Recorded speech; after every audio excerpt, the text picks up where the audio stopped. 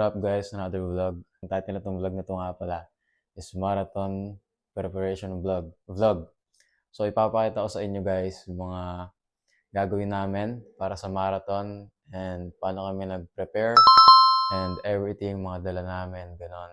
And kasama ko nga pala sa marathon guys is si Von, si Earl, and may iba pa, nalimutan ko kung sino.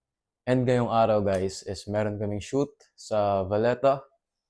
Kasama din yung mga tropa para sa content na gagawin namin para dun sa event sa May 9 nga. Para dun sa event ng Hangouts, which is ito. And then, after nung shoot, tatakbo kami ni Von. Ewan ko lang kung sasama si Earl, pero tatakbo kami ng, I don't know, siguro 10 kilometers, 15, hindi ko alam.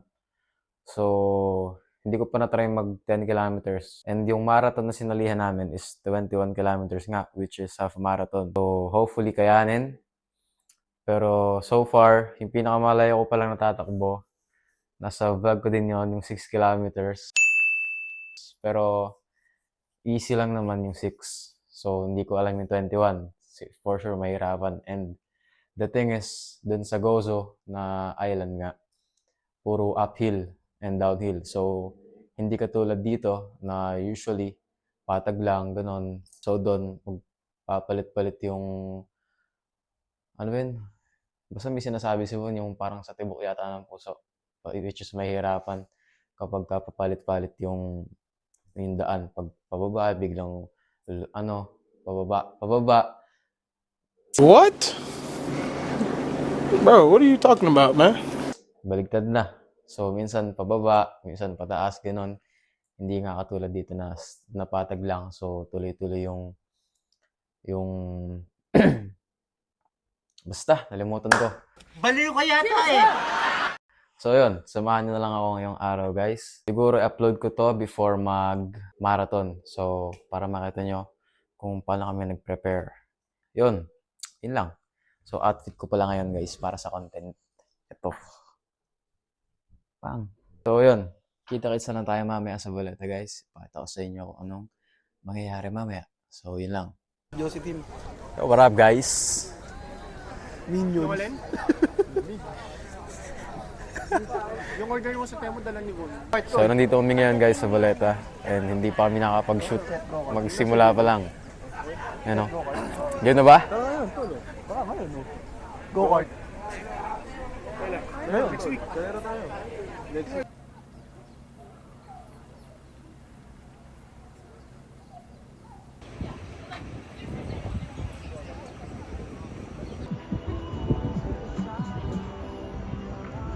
Patang Macdo.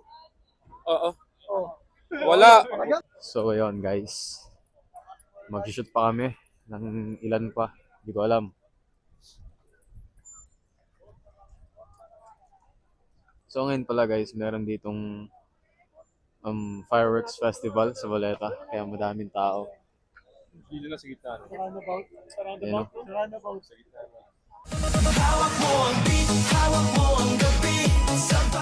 Okay, shuttle. No?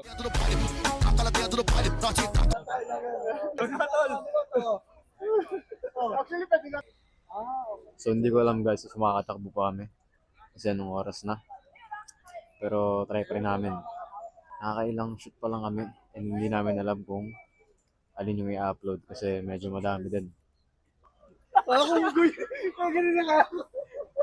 Yun na yung ayaw ko dun. Yun na pa ako sa bayan. Behind the scenes. Sa akin muna. Move. Kayong tatlo pares doon. So, work si team. Ano? Mag-talk daw si Tim.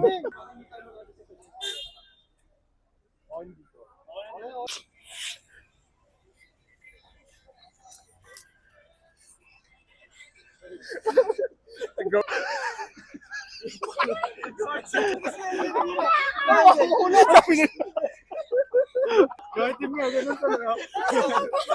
Si Bon.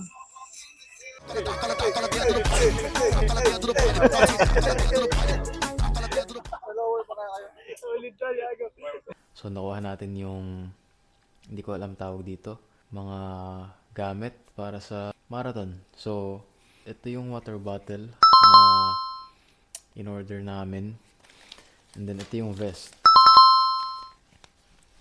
So, itry ko rin siya gamitin bukas pag tumakbo ako para malaman ko if komportable or hindi. And ito, meron siyang zipper dito. Hindi ka malagay yata ng phone dyan or snacks. Meron din dito. And then, meron pa ba sa loob? Wala na. So, dito mo ilalagay yung tubigan dyan, oh. Pang, sasok mo dyan.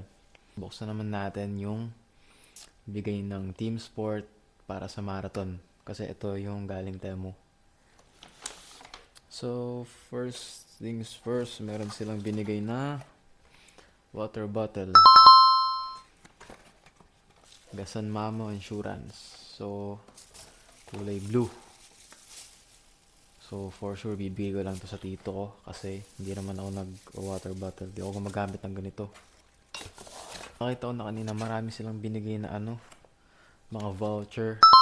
Pero, hindi ko alam if magagamit ko. So, tulad nito, meron silang free 1-day pass sa gym. Sa Gozo ko lang magagamit. Sa kabilang island pa yun. Alangan naman bumiyahe pa ako, layo-layo. Ito, Darmanin Plus, 20% off discount din. 10% off sa Running Lab ba yan? Ito, Renault ba tawag dito? And parang ine-endorse nila. And then ito yata yung, baliktad. Ito yata yung dinidikit sa ganito. Pag tumatakbo. Or dito ba o sa likod? Di ko alam. So, ang number ko guys is 557. And yung kinuha ko is medium. So, sana kasha. Kasi yung sando yata ibibigay doon na mismo sa place kung saan gaganapin. So, meron din silang binigay. Ito pa. Sorry. Kulang pa pala. So, meron din free day pass. Saan to? Scrum Gym.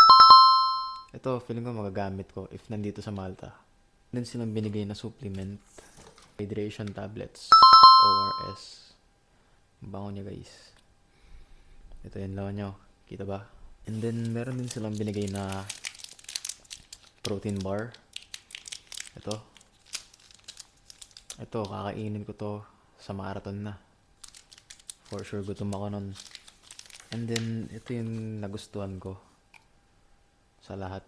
Salt body scrub. Even though hindi ako gumagamit nito, gusto ko yung amoy niya Amoy amoy palaman. Parang ang sarap ilagay sa tinapay. Baka ibigay ko lang to sa nanay ko. For sure, baka gamitin niya to. So, good morning guys. Ready na. So, tara. Takbuhan. Time check. 6 a.m. So, first checkpoint guys. After 4 kilometers. Mas may na ako. Atard. So, pahinga lang ulit. Mababa ng heartbeat rate. Tapos, tuloy tayo. Siguro may 3 kilometers pa. Papunta ng Rabat. And then, yun. Siguro doon ulit akong pahinga if kaya. Kasi may uphill mamaya. So, hindi ko alam if kaya ko yun. So, we'll see. Baka lakarin ko na lang. So, yun. Pagod.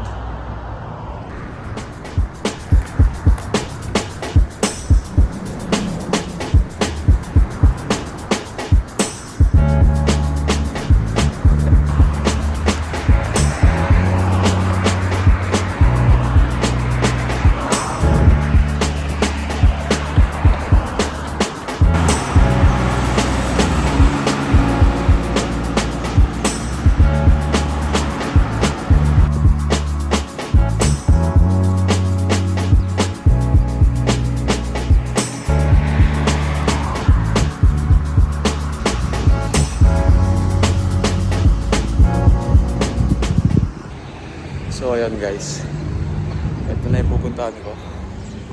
Ayun. And so far, ayun pa lang yung ahon. Meron pang isa, last one yata ito. So medyo okay naman. Stable naman yung takbo ko. And hindi naman ako masyado nahirapan. Ewan ko lang pa uwi. feeling ko magkakrams ako. So, tignan natin.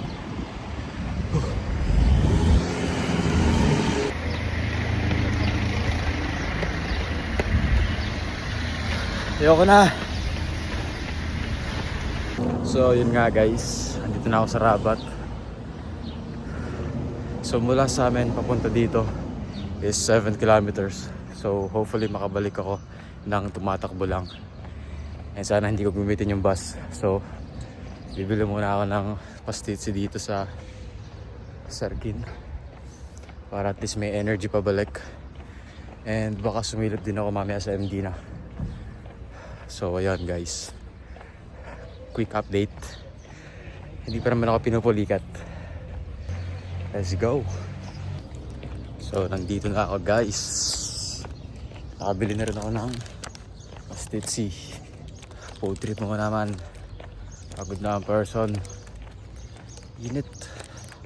Feeling ko pabalik ako mahirapan kasi papunta dito medyo malamig pa, and pabalik ngayon is medyo tumataas na yung araw. Eh dun pa naman ako mabilis mabad trip. Maliit ang pasensya ko sa ganun eh.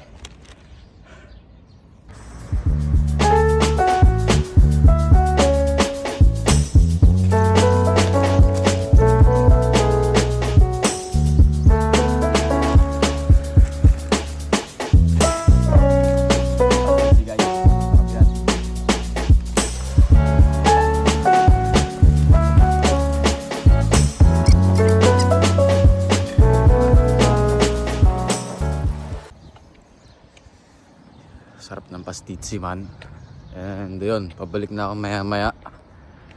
Papasok sana ako dito eh kaso medyo mahaba-haba pa yung lakarin.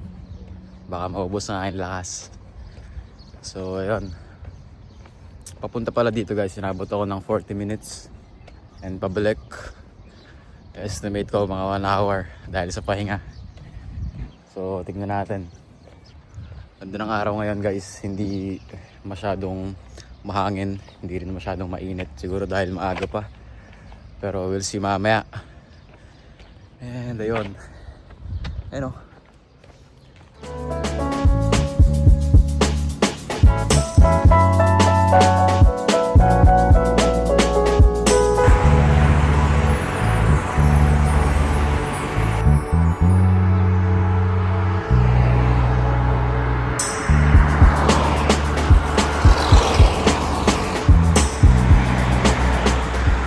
So ayun guys, pagod. Dito na ulit ako sa park kung saan ako nag-try mag pull-ups. Ayun, ayun pala yun. So ito ulit yung third checkpoint ko yata, pabalik naman. So mula dito papunta sa bahay is parang 1.5 kilometer na lang. So far okay naman yung takbo. And eto, laking tulong kasi ang dami kong nilalagay na gamit and hindi mo siya masyadong ramdam pagtakbo. So mamaya pag uwi, i-try ko mag ice bath kung kaya. And ayun, para medyo makarecover ng konti. So pahinga lang ulit 5 or 3 minutes, then uwi na. So gising ko lang guys, and napasarap yung tulog ko kanina galing sa takbo. Naligo lang ako pag uwi and then kumain. So yung takbo naman kanina, goods. Hindi naman masyadong masakit yung katawan ko.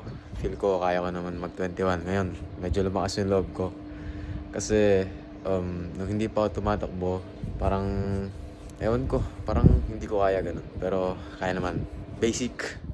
And ganyan naman, nag-chat si Dan na dito raw magsasamgip kasama yung barkada. So kailangan ko mag-prepare. And I think dala naman nila yung mga pagkain, ganun. So kailangan ko na mag-prepare ng table.